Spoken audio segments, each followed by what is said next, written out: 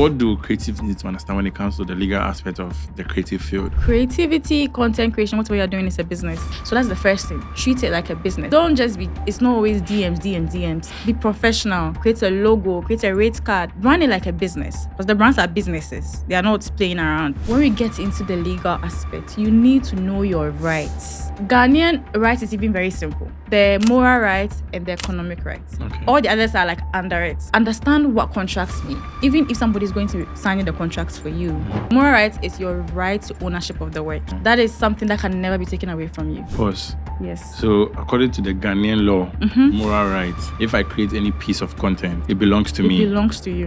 Then economic rights is the right to make money from the work that you've created. So there are brands that will tell you can't work with a brand for 6 months after you're done working with me. Some of the brands are very you might think, oh, it's nothing. They will take you to court. Would that affect how much you're charging them? Yes, it should. Okay. If you are saying that I shouldn't work with anybody for 1 year, that 1 year, who is paying me? How am I going to make money? How am I going to survive? Seeing what happened to the musician, Yeah. can happen to anybody. Anybody. And at now all. they tell me that I can't even use my laptop for my podcast. Yeah. What do creatives need to understand when it comes to the legal aspect of the creative field? Because I think it's very, very broad. It's very broad. I think the first thing they need to understand is creativity, content creation, whatever you're doing is a business. It's not, sorry for those who can't speak Chi. Like I'm just doing it to see where it goes. Like as soon as you make up your mind or you start getting into it, see yourself as a business person. When you do that, it changes the narrative. It changes everything. Because then how you deal with people, how you show up, how you talk even changes because you know you're doing a business. Personally, I run my business as if I have people I'm working with. So I have like SOPs for everything. So that if I get, let's say, if I take a PA right now, I wouldn't have to talk plain to do it like this. She knows what she has to do, right? So that's the first thing. Treat it like a business. Learn. Right now, ChatGPT is there. Just categorize your stuff, how you can show up your content. Create an email. Don't just be, it's not always DMs. Be professional. Create a logo. Create a rate card. Like, run it like a business. So when you do that, even when the brands are coming to you, they won't be coming to you with any deal that they know, like this girl, she's serious, so we can't just go to her with anything. So that's the first thing. Then secondly, when it comes to the legal stuff, as long as you are treating it like a business, the legal stuff would definitely come in, especially if you want to work with brands. Because the brands are businesses. They are not playing around. I think that's one of the things that creators also need to understand when working with brands. Because sometimes the brands complain a lot. Ghanaian creators are not serious. They are not responding to their emails. You have to see that if, let's say, brand A is working with you, they are a serious corporation. So you also have to act like a serious person and work with them on that level. So when we get into the legal aspect, you need to know your rights. Like, that's a non-negotiable. Okay. You need to know your rights. Ghanaian rights is even very simple. Ghanaian rights is just two. The moral rights and the economic rights. Okay. All the others are like under it. But in other parts of the world, they have broken it down into different categories, which we might talk about.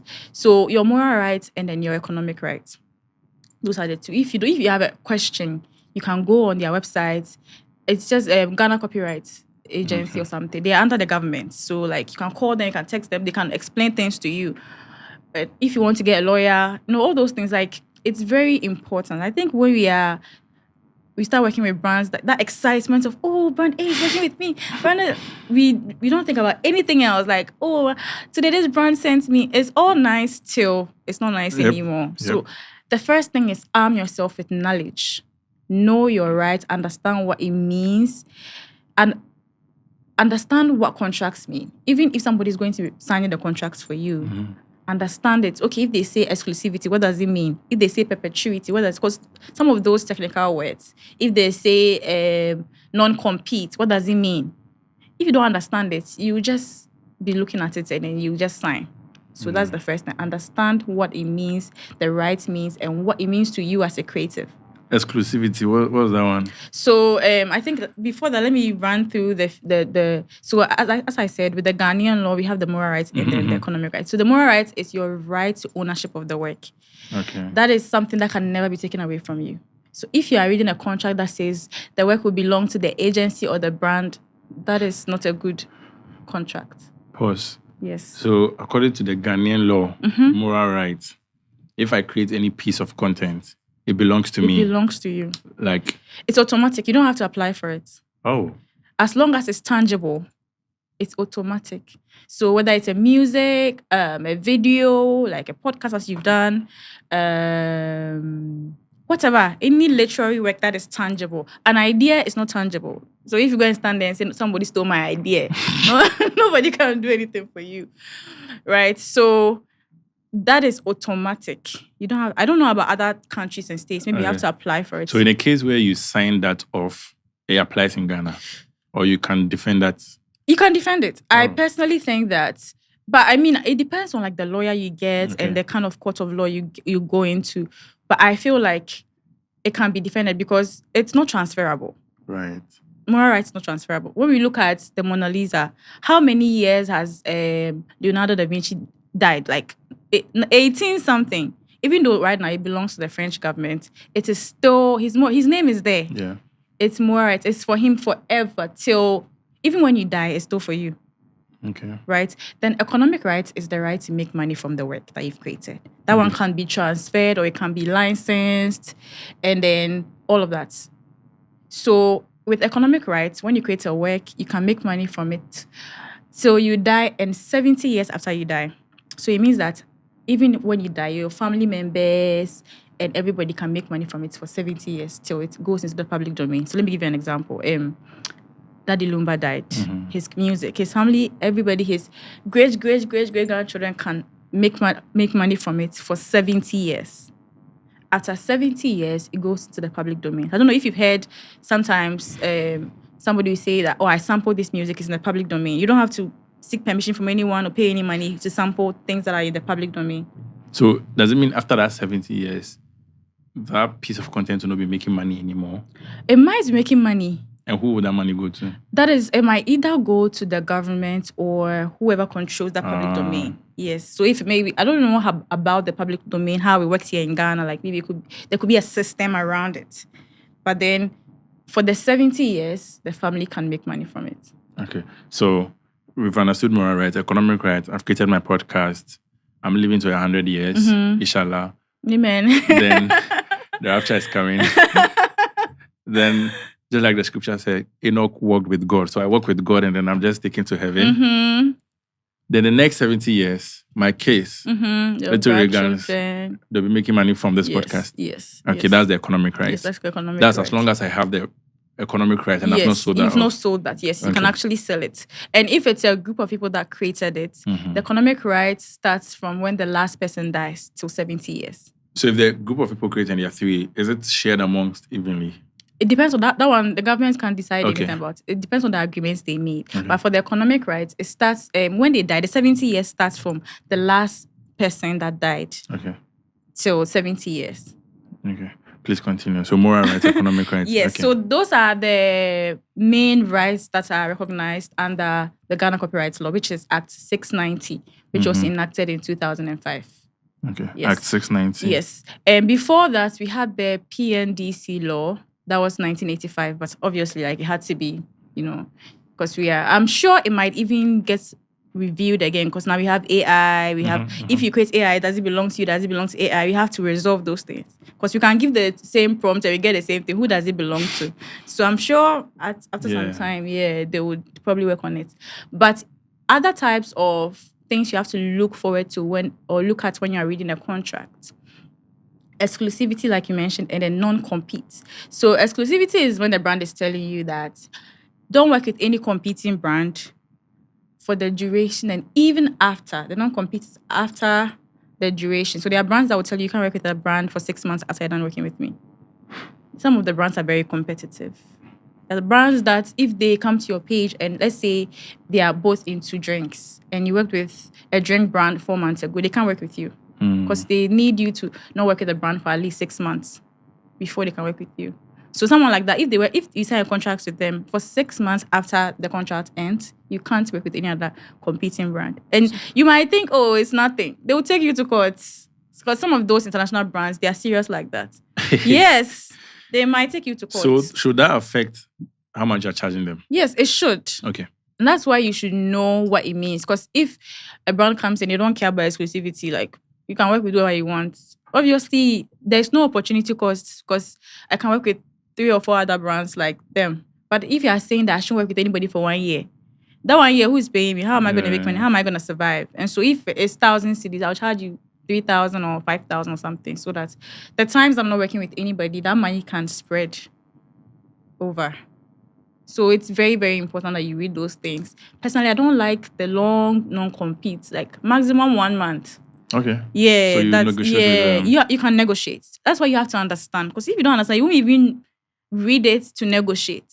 Some of the brands, when you negotiate with them, they will understand. Others will be like, no. And if you think you don't want to do it, you can say no. Maybe the money is not that good, Yeah. or you have 2 competing brands in your DM at the same time, which happens a lot in your email at the same time. So you read the contracts and pick the favorable one. You're also doing business. Yep. So that's why you have to understand what you're reading. They also have what happens to some of these artists, their name and the image rights. Personally, I don't know how it works in the music industry, but I mean, the law, what I read, told you about the 690s, it covers all those things. You can't say that somebody's images belongs to you, unless it was like, okay, the content or the images or the pictures that we took during that time. But they doing something in a later year, saying they can't take pictures of their own self without your permission. That's not so. in the law. Yeah. Right? But sometimes, if you don't know, certain lawyers can be cunning. I think I was listening to when this issue happened. I was listening to one of the spaces, and a lawyer was saying that sometimes some of the lawyers, they want to gain favor with the record labels, so they will try and maneuver and try to make the record labels gain more and put certain laws in there. And when something like that happens and you go to court and you get a good lawyer, you can fight it using the law, of course. That's why you have to know it. When it comes to usage with brands, what's the conversation like? Like, okay, I've created a content. We've understood that content is mine. I mean, you said we don't know if we can sign that off or not. I don't know why you sign your content off. Anyways, moral right. So I've created a content, it's mine. I did an ad for a brand. I've posted it. Can the brand take that and use it on maybe a commercial platform somewhere, or maybe play it on TV, or maybe some airline, something? Can they? No. The brand has a contract has to be very specific. So for me, if you come and you say that you do the contract for 3 months, I will not agree. 3 months, which month to which month? Okay. Because for me, I'm a business, as an influencer, time is money. The time that you have 3 months, it can be like you engage me today, in 3 months, you come back in 6 months' time and say the 3 months starts from there. So it has to be specific. So if they are saying that we are going to be using your content on other platforms, and you leave it there, if you see it on Billboard, that one there is you. But they have to pay you for the billboard, whatever platform they are using, extra platform. So I remember a contract came and then my manager read it, and my manager was like, the other platform, they should specify. Not knowing they wanted to play some on TV. And we're like, we are not being paid for TV, so please take it out. Unless you want to have that conversation. And they didn't want to pay us for TV. So we made them take it out. Right? So if there's any confusion, you have to ask questions. And I think sometimes as creatives, we are afraid to ask questions because, what if I ask and they don't come back? So because of that, I'm like, let me just leave it. But questions are so important. When a brand reaches out to you asking for your rate card, ask questions. What is the campaign about? What's the duration? What do you need from me? Because one rate card doesn't fit everything. There are certain brands that you have to create an invoice for them, or based on the deliverables. So if you send your generic rate card to everybody, sometimes the brand has $10,000 per video. You send 2,000 rate cards for them. They are rejoicing at home, like, oh my God, you got a good deal. You don't know. So sometimes when you can even ask them, what's your budget? You may be like, oh, I'll charge them 5,000. You ask them, oh, so for our budget, we are very sorry, we can offer 15,000. And you feel like, it has happened to me before. The budget they gave, and then what I was going to charge, I was like, oh my God, I was going to shoot myself in the foot. So questions are extremely important. It's like, ask as many as you can to get as much clarity as you can before you do anything. You've mentioned, in terms of the question, you've mentioned what was the campaign about, what was your budget? Are there any other questions a creator should look out for? Yes. So that's the duration. Okay. So how long is it going to be?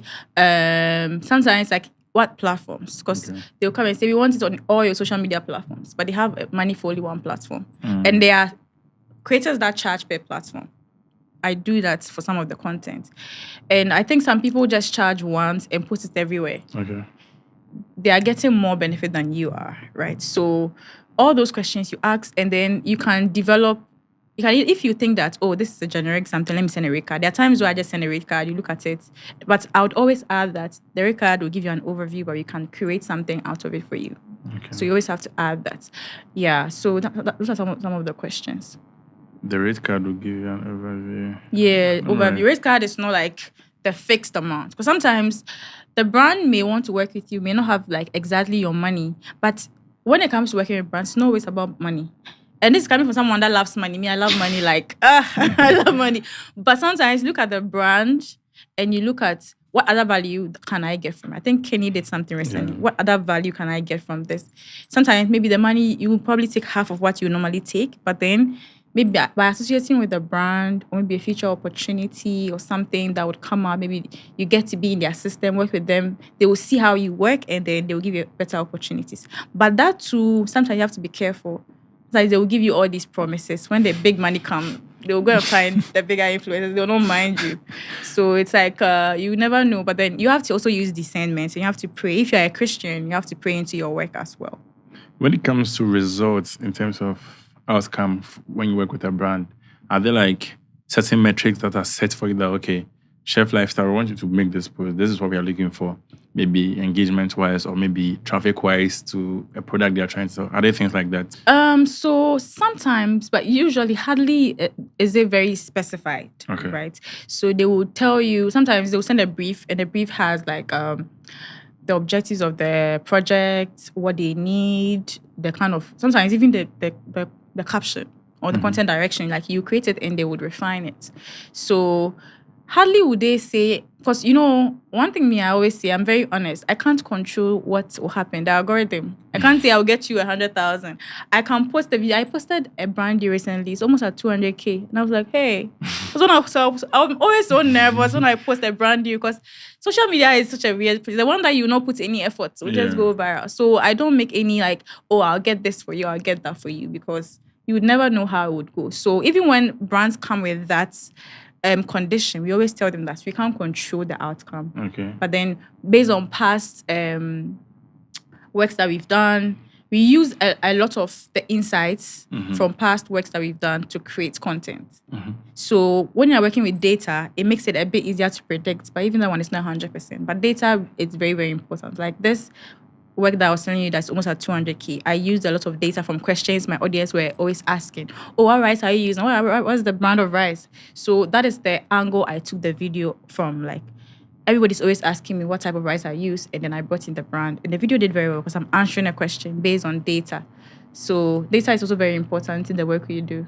I like that. Now, we've spoken about pricing and rate card. Yes. I mean, you clearly stated not every brand, you don't send rate card to every single brand. Yeah. But when it comes to pricing, what are you looking at? Because when it comes to the creative field, and this is a question I asked almost every creator that comes on, it's difficult to sometimes put money into what you're doing. So what are you looking at to say, okay, you, this brand, based on what you're charging, I'm going to take you 10,000 CDs, you are taking 20,000, you are taking...